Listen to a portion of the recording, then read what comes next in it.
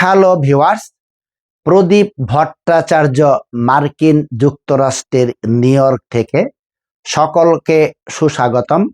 আশা করি দেশে বিদেশে যে যেখানে আছেন সুস্থ এবং নিরাপদে আছেন। আজ খুবই গুরুত্বপূর্ণ একটি টপিক নিয়ে আলোচনা করব, তা হলো মন এবং অবচেতন মন, মাইন্ড অ্যান্ড সাবকনসাস মাইন্ড। আপনার জীবন পাল্টিয়ে দিতে পারে এই আলোচনাটা। ব্যাকগ্রাউন্ডে আলোচনাটা করব, তার সাথে থাকছে প্রকৃতির অপূর্ব দৃশ্যের ভিডিও। আশা করি মনোযোগ দিয়ে আলোচনাটা শুনবেন। আজ এ ভিডিওতে অবচেতন মনের শক্তি নিয়ে আলোচনা করব। মন ও অবচেতন মন কিভাবে কাজ করে এবং অবচেতন মনকে কাজে লাগিয়ে আপনি কিভাবে শ্রেষ্ঠ মানুষ হতে পারবেন তা বিস্তারিত তুলে ধরতে চেষ্টা করব। প্রথমেই দেখা যাক মন কি। মেডিকেল সায়েন্সে মন বলে কোনো অঙ্গ আমাদের শরীরে নেই। দর্শন শাস্ত্রে মনকে বলা হয় ষষ্ঠ ইন্দ্রিয়। এখন দেখা যাক মন কোথায় থাকে, মাথায়, মস্তিষ্কে না বুকে? যদি ধরি মাথায়, আমরা সকলেই জানি মাথায় থাকে মস্তিষ্ক এবং মস্তিষ্ক জানে সুস্থ থাকার জন্য শরীর চর্চার পাশাপাশি স্বাস্থ্যকর খাবার খাওয়া অত্যাবশ্যক। কিন্তু মন এসবের কিছুই করতে চায় না। তাহলে মস্তিষ্কে যাই থাকুক, সে একটা স্টোরেজ ডিভাইস মাত্র, মন কিছুতেই নয়। মনের ইচ্ছা আছে, চিন্তা করার ক্ষমতা আছে, তবে কি এই ইচ্ছা চিন্তাই মন? ধরুন আপনার ইচ্ছা করছে অথবা চিন্তা করছেন আজ থেকে কিছুতেই ঘুষ খাবেন না, কিন্তু অফিসে কেউ টাকার অফার করলে মনকে কিছুতেই দমিয়ে রাখা যায় না। কাজেই মনের বিবেচনা করা এবং সিদ্ধান্ত নেয়ার ক্ষমতাও আছে। অতএব ইচ্ছা বা চিন্তা এর কোনোটাই মন নহে। বস্তুত পক্ষে মন আমাদের মস্তিষ্ক, আত্মা এর সব কিছুর সঙ্গে জড়িয়ে আছে।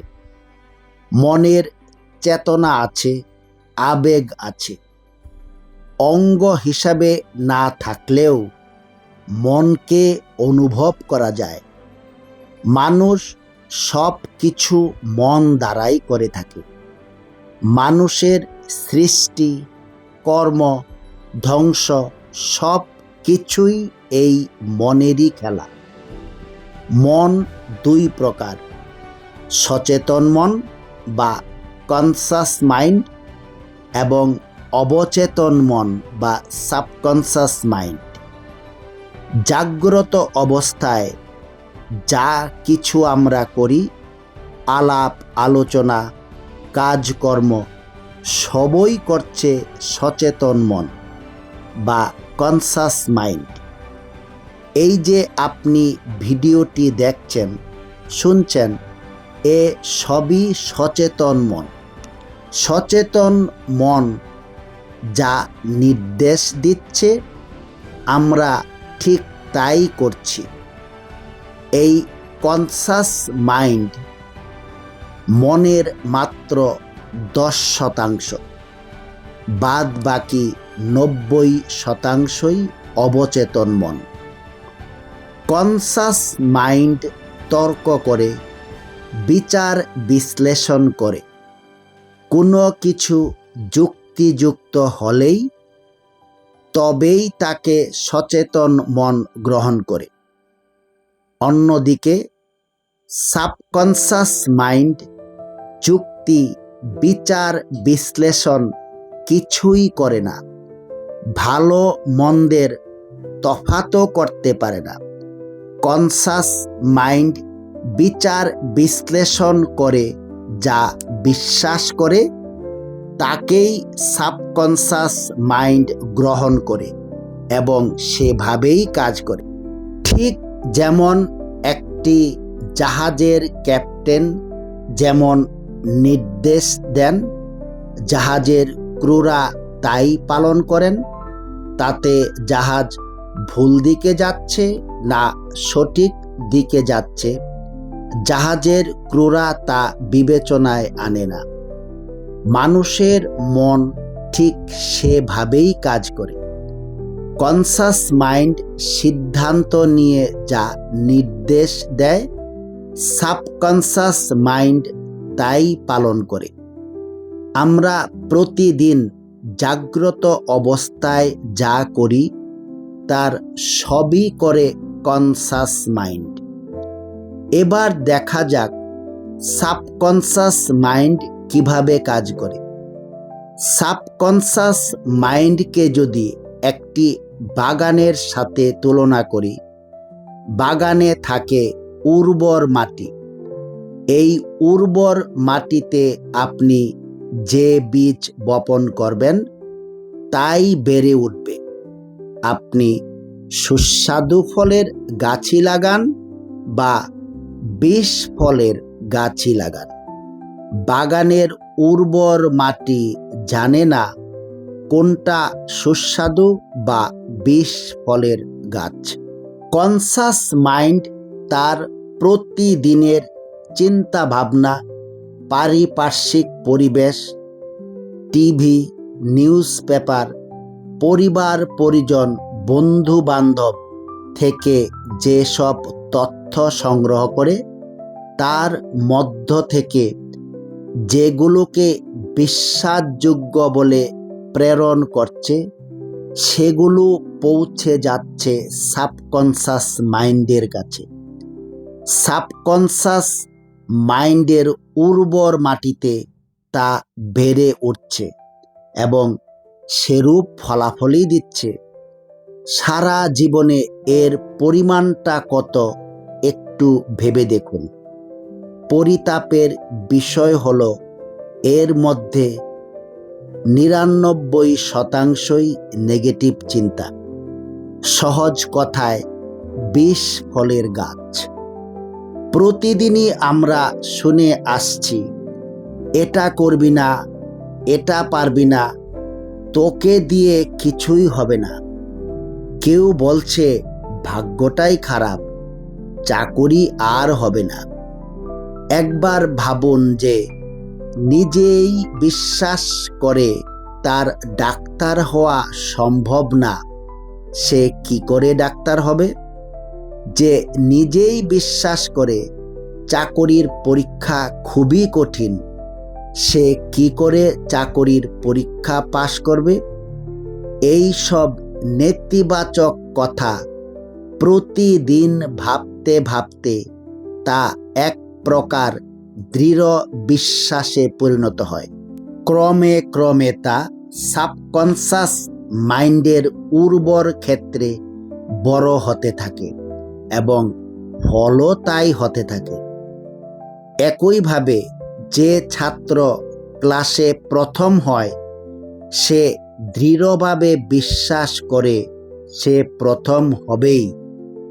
তার এই দৃঢ় বিশ্বাস সাবকনশাস মাইন্ডে শক্তিশালী হতে থাকে। তার মেধা, স্মৃতিশক্তি, প্রতিভা সবই ক্লাসে প্রথম হওয়ার মতোই তৈরি হয়। এটা কোনো জাদু নয়, এটাই সাবকনশাস মাইন্ডের ক্ষমতা। অনেকেই বলে থাকবেন যে আমি তো ইতিবাচক চিন্তাই করি, আমি পারছি না কেন? সত্যি সত্যি করে ভেবে দেখুন, পজিটিভ চিন্তা কতটুকু করা হয়, তার সাথে নেগেটিভ চিন্তার পরিমাণটাই বা কত। মনে করুন, আপনি ভাবছেন আপনার একটা সুন্দর বাড়ি হবে। এ পজিটিভ ভাবনা মনে ঘুরছে।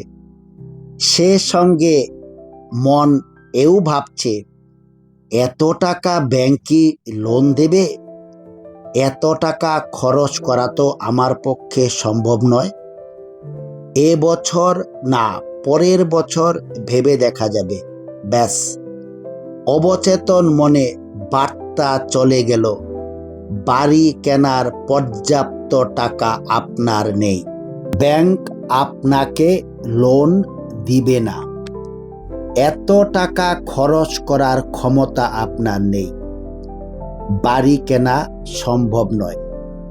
নিশ্চিত জেনে রাখুন, আপনার বাড়ি তৈরি করার স্বপ্ন অধরাই থেকে যাবে। এর পক্ষে আপনার সচেতন মন হাজারো যুক্তি দাঁড় করাবে। আপনি নেগেটিভ যুক্তি মেনেও নেবেন। মন আপনাকে বুঝিয়ে দেবে, এতগুলো টাকা খরচ করা ঠিক হবে না। যদি হঠাৎ অন্য কোনো সমস্যা তৈরি হয়, তার চেয়ে যেভাবে আছি তাই চলুক। লোন নেয়া একদমই ভালো নয়, এত টাকা সুদ, ব্যাস, আপনার বাড়ি কেনার স্বপ্ন একেবারেই শেষ। কিন্তু আপনি যদি দৃঢ়ভাবে বিশ্বাস করতেন বাড়ি আমার হবেই, তাহলে সেই একই মন বাড়ি করার লক্ষ্যে অসংখ্য পজিটিভ যুক্তি দাঁড় করাতো। আর এই দৃঢ় পজিটিভ যুক্তি অবচেতন মনে পৌঁছে গেলে আপনি বুঝতেই পারবেন না যে কিভাবে আপনার স্বপ্নের বাড়ি ঠিকই হয়ে গেছে। এটাই সাবকনশাস মাইন্ডের ক্ষমতা। অবচেতন মন আপনাকে দিয়ে এমন কাজ করাবে যে আপনার স্বপ্ন পূরণ হবেই হবে। সেই ছোট কাল থেকেই লক্ষ লক্ষ নেতিবাচক চিন্তা দিয়ে আমাদের সাবকনশাস মাইন্ড প্রোগ্রামড হয়ে আছে। তাই আমাদের চাওয়ার উল্টোটাই হয়। প্রতিনিয়ত ইতিবাচক চিন্তা দিয়ে সাবকনশাস মাইন্ডকে নতুন করে তৈরি করা যায়। সাবকনশাস মাইন্ডকে পুরোপুরি সক্রিয় করতে চাইলে আপনাকে বিশ্বাসের উপর দৃঢ় আস্থা রাখতে হবে। দৃঢ় বিশ্বাসের উপরই সাবকনশাস মাইন্ড কাজ করে।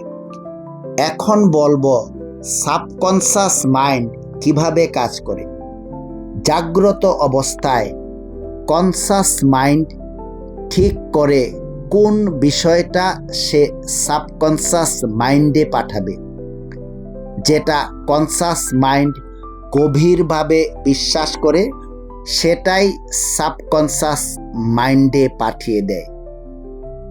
দুটো মুহূর্তে সাবকনশাস মাইন্ড খুব অ্যাক্টিভ থাকে, ঘুমিয়ে পড়ার আগের মুহূর্তে এবং সকালে ঘুম থেকে ওঠার ঠিক পরের মুহূর্তে। এই দুটো মুহূর্তে সরাসরি সাবকনশাস মাইন্ডকে মেসেজ দেয়া যায়।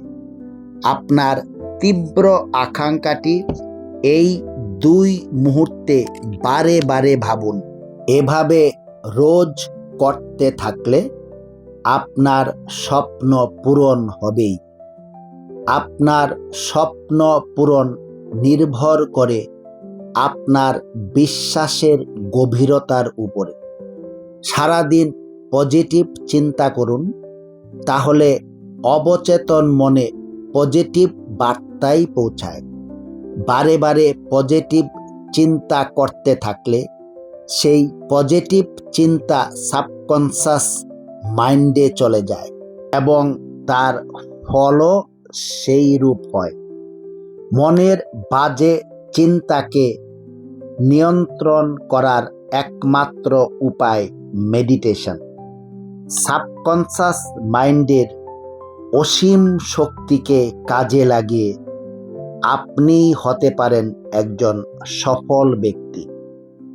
এটাই হলো সাবকনশাস মাইন্ডের অলৌকিক ক্ষমতা। আজ এ পর্যন্তই। আপনাদের মূল্যবান মতামত জানাবেন। সকলে ভালো থাকুন। প্রদীপ ভট্টাচার্য, মার্কিন যুক্তরাষ্ট্র, নিউ ইয়র্ক।